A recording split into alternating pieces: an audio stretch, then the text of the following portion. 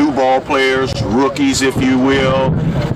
Is that because you've seen a lot of semi-pro football players, not only from the Twin City Dogs, but from other teams, get a chance to make it to combines in the NFL, the CFL, and arena football? Have you seen talent at this level that can go to the next level, get paid, and enjoy the sport as well? Absolutely.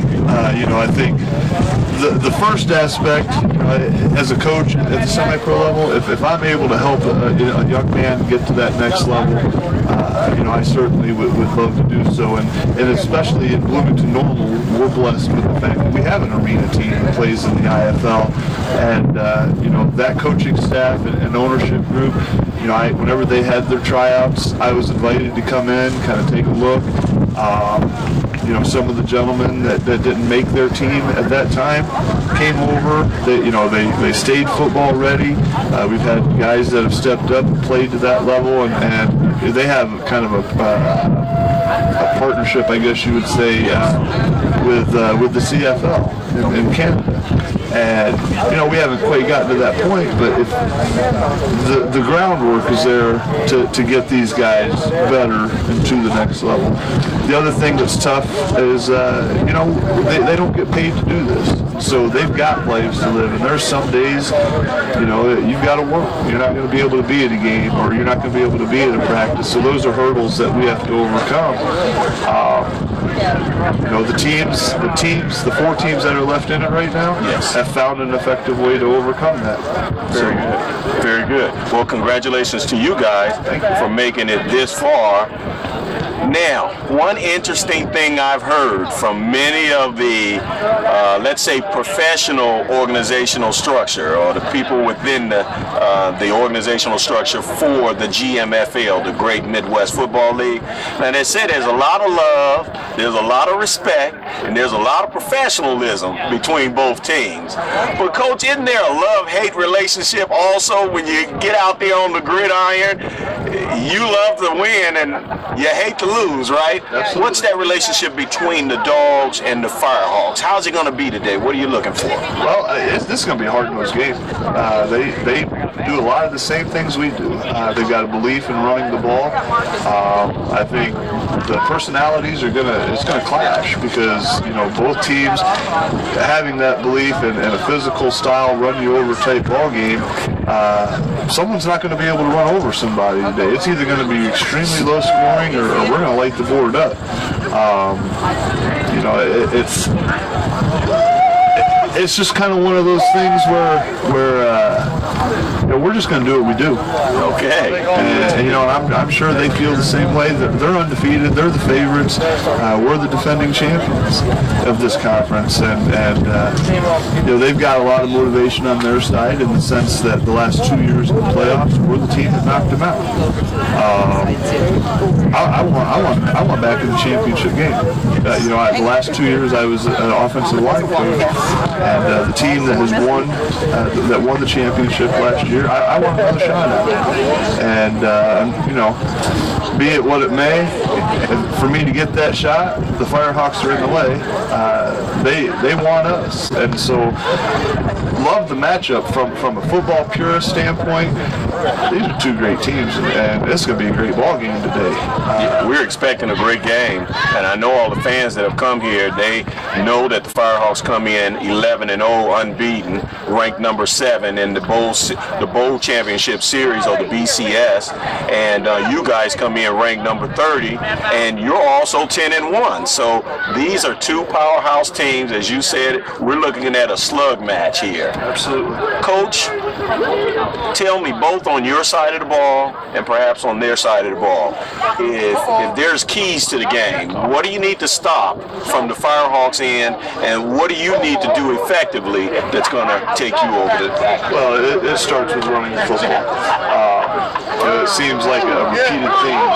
But at this stage of the season, they are who they are, and we are who we are. I don't have my team does not have great passing stats, and I haven't honestly looked at their passing stats. But I know they run the ball. I know they run it real well, and offensively, they've got a look real similar to ours. You know, everything flies through being effective running. If we're able to stop the run, you know, and be able to still disguise some coverages and defend when they do throw the ball, we've got a chance. If we establish the line of scrimmage, and they're awful big up front, okay, you know, we got good size. They're awful big, and their defensive ends are you know, well disciplined. They stay home. You know, we've got to find an answer for that. And you know, I'm not going to give away secrets, but you know, we're going to try. Okay. Well, you've heard it here live. We're here live with the Twin City Dogs coming in from Bloomington Normal, Illinois. I'm here live with Coach Skip.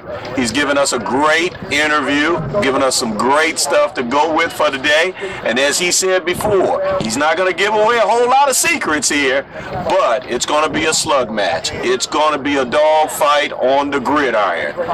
This is Mike Jennings, live with On You Sports Network. Don't you turn that channel. We'll be right back after a brief timeout. Welcome back. Okay. Back, and thank you for not turning that channel. You're live here with Mike Jennings and the On You Sports Network. We're live here in University Park, of course, where we have the gridiron matchup in semi-pro football between the Illinois Firehawks and the Twin City Dogs. This afternoon, I've got a couple of, maybe three of the veteran leadership representing the Illinois Firehawks, and according to the coaches and according to people who know football and semi-pro, they represent three of the keys to the success for the Illinois Firehawks this afternoon. So I'm just going to let them introduce themselves. We got number 9. Corey Derrick. What position? Strong safety linebacker. Strong safety linebacker. Number 52, and these guys are ready to go this afternoon. And I'm just going to throw out a question to either one of you. Claudius, I just said I'd throw it out to any one of you, didn't I? Claudius, let's start off with you, sir. We understand that maybe you're going to be calling it quits after this year. Maybe you're going to get into the coaching ranks. But right now, today, you're going to strap it up and you're going to get out there on the field. What do you think are some of the keys to your team being successful today? Staying together as a team, playing hard, as long as we stay together. Staying together, playing hard as a team. Playing hard. Good, good. I know that you guys are unbeaten in the regular season, 10-0-0. Last week, well, the week before you had a bye. Sometimes people can see that as sort of a disadvantage. Right. But again, it allowed you to be fresh coming into the second round. Last week, you were able to successfully get past the Beloit Titans, and now you're 11-0. So I'm going to swing it around over here to Sip. Sip, what do you think about being 11-0, and how does it prepare you to play today against the Twin City Dogs? Well, I mean, our biggest thing is being a team. First off, our motto is once again, team, together everyone achieves more. I mean, that's our biggest focus. I mean, most teams do come to play us, I mean, with attitude like, you know, we counted out already. I mean, a lot of teams look at us like old men. I mean, so basically, just sticking out, playing hard on football, regardless of what team we play. I mean, our biggest focus last year is your ability to score and to score more in the second half. However, I'm going to swing it around here to Ashton, number 1. Okay, he may be small in physical stature, but I heard he's big on heart, and he has a passion for the game as well.